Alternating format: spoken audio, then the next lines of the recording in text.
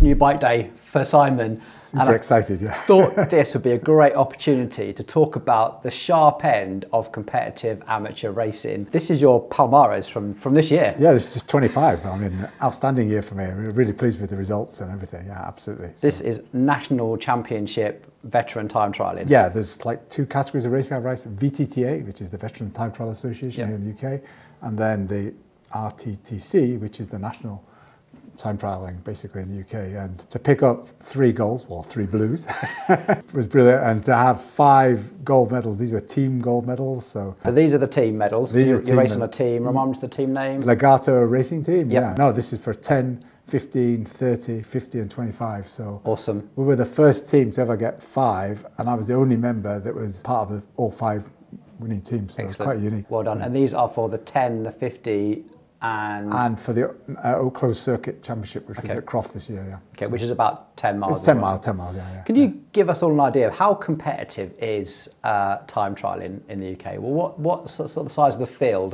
How seriously is it all taken? A lot of the fields are kind of limited to 120 riders, and there's often reserve lists, particularly on premium courses, which are likely to deliver fast times, or courses that national competitions are being run. And is that like first come, first served, or is that like invitational? You've got to prove that you're... Generally, it's enter, and then obviously they look through the field, and then obviously prior to we go to those riders that are performing at that level. Okay. And then there's a reserve list, obviously, when people pull out, and then other people can come from the reserve list. So. And how tight is that, the field? What's the time difference? What's the time spread? How competitive? At the sharp end, it's very competitive. Yeah. I mean, it is incredibly tight. And the VTTA is you have to be a veteran, so it's over 40. And then they look at your actual time, and then they make an adjustment based on age-adjusted time. So there's worked out for every year, like 41, 42, 43, etc., what time you should be able to do. And if you improve on that, you get seconds taken off. So basically, it's like a level playing field. So, I could be racing a 40-year-old, a 75 or 80-year-old, and it's all supposed to be level. Okay, so similar to golf form or something. That's brilliant. Yeah. Now, I think the reason this interview is so interesting to our audience, because I hear you down in the comments, whenever we feature a really nice bike on the channel, it's always like, do more training. Yeah. It's like, eat leaner, get your body weight down. Absolutely. You shouldn't be spending loads of money on upgrades before you've got those things under control. And Simon, I think you epitomise the ultimate tick list in order. You do your training, you eat clean, you've improved your mobility, you've got your bike fit sorted. Yeah, this is almost the last step. Yeah, and it's not to say I haven't got a good bike in 25. I feel I've had a really good setup, and this is just taking it to the next level. Yeah. Basically it's about marginal gains for me. It's how can I get that extra bit of power, extra bit of speed. I want to continue to be competitive in my age group and beyond that really as well. Yeah, I mean, we've pretty much gone on that journey with you over your bike, from your Argon 18 to your Wattshop handlebars to your 62 tooth chain ring. But at the same time, we've also seen you train downstairs in the gym and put the results down with the turbo training and your VO2 testing, and it's all been balanced. Absolutely. I mean, at the moment, I'm probably training about 15 hours on the bike and maybe 2-3 strength training. And I think definitely through the winter, strength training is a key part of that. Do a couple of sessions downstairs a week, which is fundamental, I think, to success. As you said, in terms of core strength and be able to hold that position, which is a pretty aggressive position on the time trial. Strength training was pretty new to you, like 2023. Did you start really taking it seriously? I did, and I had a little bit of a setback because I had to have a neck operation, not as a result of cycling. That's just years spent sitting at desks, working on computers, being on planes and cars. And that set me back a bit and limited what I could do for that season. So really, it's been this last year and this winter is really the first time to really put a lot of focus on that part. And what you're achieving down in the gym, you're 62 years old and you can do a pistol squat. Yeah. That's incredibly impressive range of mobility, strength control, proprioception. Should be dead proud of that.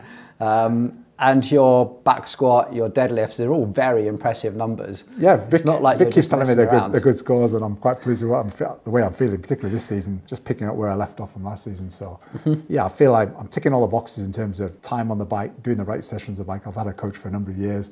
We've been, it's always been a journey. It's not been like this is about 1 year. It's about progressing year over year, and we're building on that. And I think the strength training really plays into that, which is helping, as you mentioned, kind of nutrition. I mean, I'm always reading books about how I can improve the things I can do, the things I've got control of, what can I affect and make a difference with. And obviously the next key part of that now is what can I do in terms of my bike setup. And last year, started the season, I spent quite a bit of investment in terms of spent some good time with Phil Burt, Yep. I mean, prior to that, we spent time in the wind tunnel. We've been to Silverstone with the team and optimised positions there, etc. It's an interesting way of putting it. I think you went to the wind tunnel first. I did, actually, yeah. And you came back from that when you had some great ideas, but the wind tunnel just didn't feel like you could really optimise yourself. So you went to Phil Burt on the back of the wind tunnel. Is that the right choice in hindsight? Or would you rather don't know around? Maybe the other way around. It just happened that the team, a number of members of the team, we got access and we could share the costs. Obviously, going to Silverstone on your own is pretty expensive, luxurious thing. But fortunately, the team, we all shared. It made kind of economic sense. And actually, this year, a number of the team went down to the Kidsby tunnel. We did a lot of testing. I missed out on that, unfortunately, but they did a lot of testing with kind of body rocket in the tunnel, which was really valuable. And I learned a lot from the other team members, what they found out, which was good. But yeah, then I felt like December last year was a good time to go and see Phil, get some reaffirmation that the position I had was good. And generally it was good. I mean, he was pretty complimentary about, for somebody my age to be in that aggressive position, that was like getting towards kind of pro level. It is, yeah. Which I was quite, I mean, from my point of view as your bike mechanic, you come back from all these fit sessions and say, Paul, I want these numbers on my bike. And I'm there going, how the hell am I going to do that? Definitely, it's kind of rewarding, but also like, oh shit, I better deliver on this now, But the key takeaways from that fit were that, Phil kind of reckoned I could go with some shorter cranks. I was running 172.5s and we dropped down to 165s now. We played around a little bit, saddle adjustment, fall back, up, reduced the layback a little bit, which was great. But then my first race of the season, I kind of it was a 10. We did it up in Scotland. It was cold. It was April. And I just didn't feel right. My quads were tying up, and I never had that feeling where my quads were tying up. Yeah, you're normally quite a glute dominant rider. You're right forwards. I just couldn't understand it, and I was like really frustrated. So I came back from that and I called up Phil. Said, Phil, something's not right. I need to get this sorted. Anyway. Phil hated that. He's like, get down here right now. Exactly. I'll clear my diary. Credit to Phil. Come back. We want it to be right. And long story short, is with all the changes we've made, we just put the seat went up a little bit too far.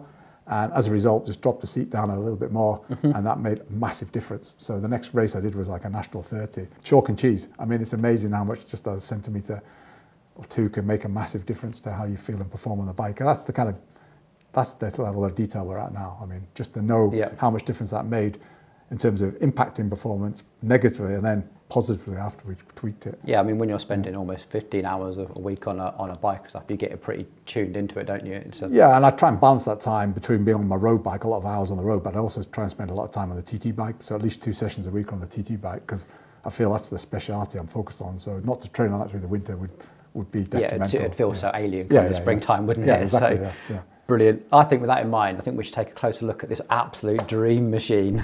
Obviously, this is a Wilier Supersonica, and we've got a recent tie-up with Wilier. But before that, you had the Argon 18. Yeah, I've got an Argon E17. Lovely bike. Really love it. Yeah, I had one prior to that. This is a second Argon. So, and we were struggling with the handlebar setup. Well, I have a watch shop cockpit on it, full system, which is fantastic. And that works really well. But it's the interface between the Argon 18 and the watch shop. Now, I was getting all sorts of problems with the steerer. Just a few, To put it kind of lightly, Ring of death was occurring a few times. It was so hard to get that set up. That bike was never designed for that sort of a setup, and so we needed something that allowed you to, your position is that quite aggressive praying mantis position, isn't it? Yeah. You have quite a lot of leverage on the front wheel, and that Argon 18 was not it was kind of right for a race, and I'd be nervous it's going to start playing up and get some movement again. So we wanted something that was built from the start with that sort of while I love both components, I love the Argon and I love the watch shop bars, I really thought it's time to get something that's designed to be totally integrated, and I've got that confidence that they'll work hand in hand. Yeah, and obviously the tie-up with Wilier meant that you can get this at a good price. That's true. Obviously, but what did you know about the Wilier? What sort of research did you do to make sure this is going to be the bike? Well, some would say probably not enough. I kind of went a bit on emotion. So there was definitely an emotional element to it. But no, seriously, I'd been kind of reading up, and obviously Stefan Kung was involved quite a lot in the development of this particular model. And I had confidence, he's pretty renowned time trial champion. I'm not claiming to be anywhere at Stefan Kung's level, but I believe if guys like that are riding and performing, then it's got to be a credible bike. It's a hell of a bike, isn't it? I mean, the attention to detail in this is insane. Well, yeah, everything I read about, all the details on it, which we can certainly go through. Have you seen the manual? It was an emotional thing. And two things really triggered it. Obviously, we've got the tie-in with Wilier, and Chicken Cycle Kit have been really supportive. Richard there, kind of make it as possible. And he said, I can get this one, but it has to come in these colours. This is Groupama FDJ, because obviously that's the team. I said, well, actually, they're the exact colours of our team. So that's perfect. Amazing. So Yeah, partly down to colours, but there was, yeah, obviously a lot of research, but quite a bit, to be honest, with the emotion of how I feel and envisage when I'm going to be riding this bike. Yeah, yeah, it is an incredible bit of kit, and it doesn't stop there. I mean, these are the handlebars. I mean, everything is just made to be together, isn't it, really? It's absolutely beautiful. And the paintwork on it is typical Wilier. And the seat post is all, you know,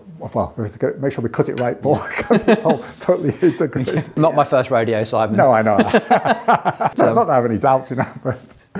But what I also liked was the bars. I mean, this is pretty much what you're running from Watch Shop, isn't it? But just refined to the next level. Actually, the length is just pretty much spot on to where I'd want. I mean, you can go and have these custom fit, but that's kind of a really high premium. And I thought, from what I've looked at so far on these actually are pretty close to being spot on. And these are pretty popular in your sport as well. Totally, You'll go there most of the top of the field of racing.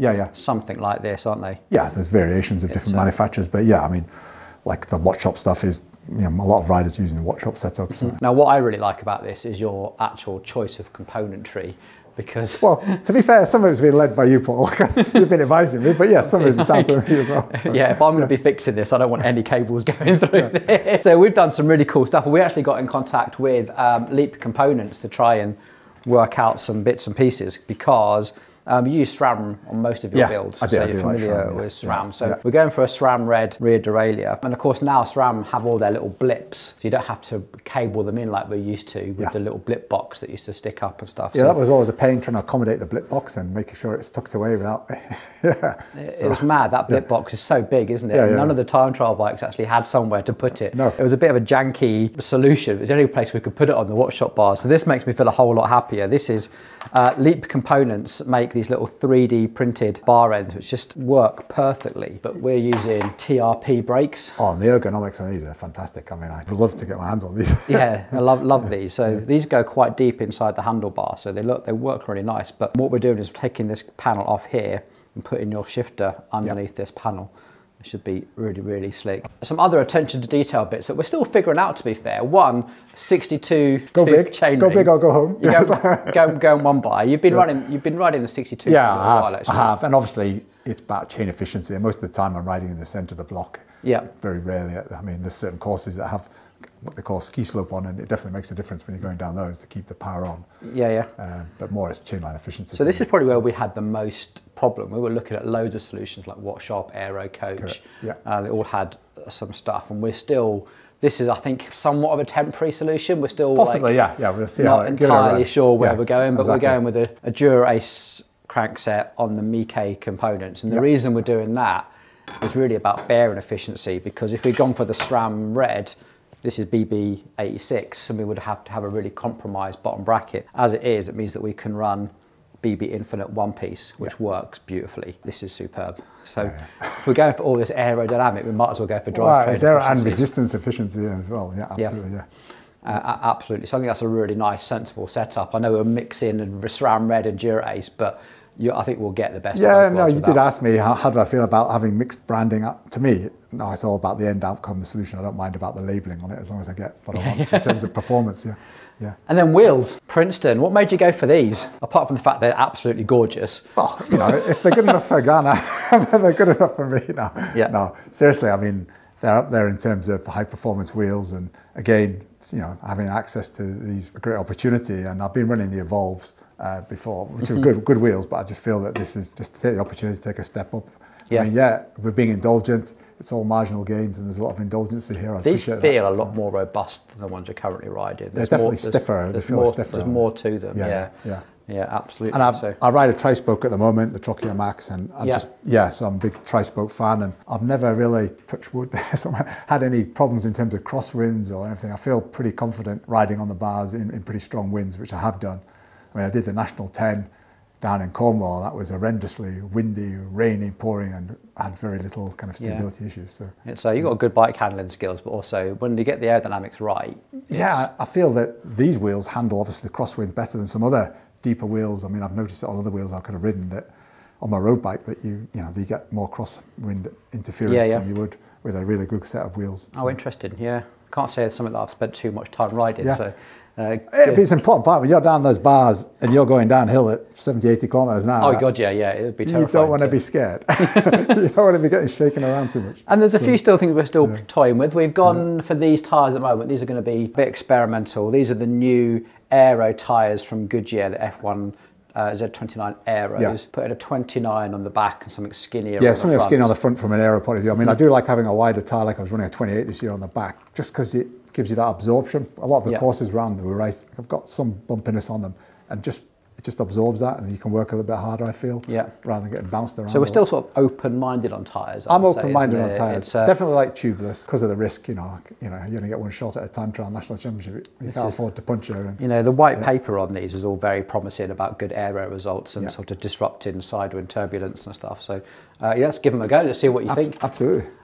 Saddles, we got this as a temporary stopgap. We used to use in Pro Logo saddles. Time trial saddles look absolutely mad. So, it's amazing how comfortable they are, though. You don't really sit on much of it, do you? So it's just the way I mean, Pro Logo works for me as a saddle. And we have one of their new ones on order. I can't remember the name of it now, but it's the one that Visma Jonas has been one that's all been 3D printed. And, it's got the aero tail on it. I mean, again, this is all for me. This is about every marginal gain to eke out a few more seconds here. Yeah, talking of which, we've got a few little details here. We're going for the Connex pre-waxed chains, apparently a super fast chain. Oh no, I'm totally a fan of wax chains. I've been running wax chains for the last couple of years, and it makes a big And we've got 3 there that you can just rotate easily and then bring them into us to get waxed when the crock pot's on.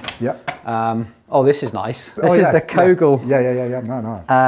Aero. I mean, that's a good piece of bling. I mean, that's brilliant. I mean, just looking at that's going to make me feel faster. I don't care if that adds a tenth of a watt. It just looks great. No, it's just going to make me go faster. I know. It's surprisingly light, actually. Considering it's all a big chunk of aluminium, it's actually surprisingly light. So, I think this is going to be a hell of a build. No, I'm super optimistic. I mean, I think we've got some great components here, and just bringing it all together. Just the overall feel of the bike I think it's going to be amazing. I mean, I'm really looking forward to getting the chance to start riding it before the first race in April. Wow, is all I've got to say, really. What an incredible bike. The build process was actually pretty easy for a time trial bike. Gone are the days of trying to route dozens and dozens of cables around. This is wireless. There's literally 2 cables to route, and they went through an absolute dream. Now, the real standout thing for me as a mechanic that's worked on lots of time trial bikes is just how stiff and rigid this front end is. Normally, time trial bikes, when you start bringing up the stack and changing the angles, they become very loose, so there's loads of play and wiggle. And I often wonder how they take roundabouts and stuff like that at speed, because they're terrifying. But this is incredibly stiff and rigid. What we've actually done to make up the angle is add in all of the angular spaces. They work on a little barrel nut here and then bolted through with one big steel bolt that goes through the whole thing. There's not an awful lot of fore-aft adjustment with it. And once we built up the stack, we've also got this reinforcing plate in. Simon was very happy that you can fit his light on there, because some TT races, sporting courses, you actually have to fit a light. We're going to see if we can find something a little bit more aerodynamic than he's using currently. Just love how clean this cockpit has come out, though. The Leap components that build into these TRP things really just make that so lovely and clean. And these levers are great. There's no big wedge that you get on the SRAM shifters. This is just lovely in the hands. We've actually mounted the brakes sort of the wrong way around, so the levers go inboard as opposed to outboard. So that's where Simon wanted them. They're really sharp feel, actually, really nice. And then up in this area, just got these 2 little thumb shifters right on the top here. And we just made it so everything on the left-hand side makes the gears easier, and everything on the right-hand side makes the gears harder, like normal SRAM shifting. The whole crankset is still experimental, but we've gone for the Dura-Ace crankset and this massive Miike 62-tooth chainring, and a big 10 through to 36, I think it might be 34 cassette. And again, it's not so much that we need the low ratios, it's more that we want the nice chain line efficiency. Same goes with the Kogel rear cage there as well. And it is running beautifully. It's so smooth. And then of course the Princeton wheels, don't they just finish it off? Now, when it comes to the saddle, we've actually got another saddle on the way, and we've got a bit of fitting to do here to get this completely right. I think it's almost there. You have to commit quite early on as to where you're going to cut it, and you get about 1 centimetre to play with. So you get a 1 centimetre block, and then you can take that centimetre out and then replace it with a 5, I think it's a 3 and a 2 and 2 1s, so you can fine tune it by the millimetre.